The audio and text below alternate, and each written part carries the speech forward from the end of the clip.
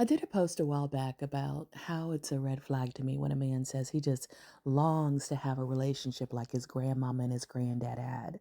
And it's not because some of their relationships didn't look beautiful from the outside. And some of them might have been beautiful because, about 40% of marriages are really healthy and really beneficial, but about 60% are not. And in the past, that was even more so because many women got married because of survival, because of the limitations they had economically, as far as credit, grants, getting a bank account, signing contracts, and educationally and employment wise, because discrimination was absolutely legal. And under the law of coverture, she had very few rights. I also wonder if he's reminiscing and kind of idolizing, in a sense, the glory days when men had ultimate power, when their women couldn't divorce them because no fault divorce didn't exist. So her getting a divorce was very, very unlikely. She had to prove a mountain of evidence to a judge who was going to be male and not inclined to take her position or petition seriously. And then, of course, there was a lot more violence back then because, DV wasn't illegal till 1978. Marital rape wasn't illegal in most states, in all states, till 1993. So again, he had a lot more control over a woman.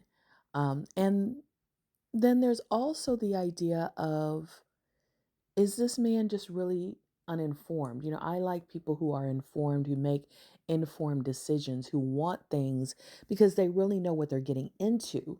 And that includes marriage. Marriage is not a rose colored, scenario where everything is sunshine and rainbows. So does he even understand what marriage takes, what marriage is? So those are the kind of questions that come up to my mind when a man says something like that. But I want to go a little deeper into this idea of glory days because, again, some men are bragging about the good old days of male power and female submission. But in truth, granddad often handed his whole paycheck to grandma, who decided his allowance. And if he cheated, she'd say, "Ha, that mistress saved me a night of disappointment." So it wasn't always that she was putting up with it because she loved him. It was because men today struggle to satisfy women even with the internet, corn, and Smex manuals at their fingertips. Granddad didn't have any of that.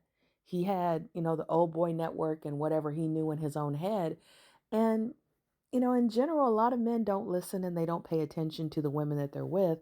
So it's very likely that she didn't get any pleasure out of that act that he was choosing to take somewhere else. So, when she says, "Ha, I didn't care," some men take it as, "Oh my gosh, he was such a great husband. He was such a great man. She didn't care." No, that's not the most likely scenario. He was such a poor lover. She didn't care. And also, she didn't care that she wasn't risking bringing another mouth into the family because birth control was not easy to get. If it was available,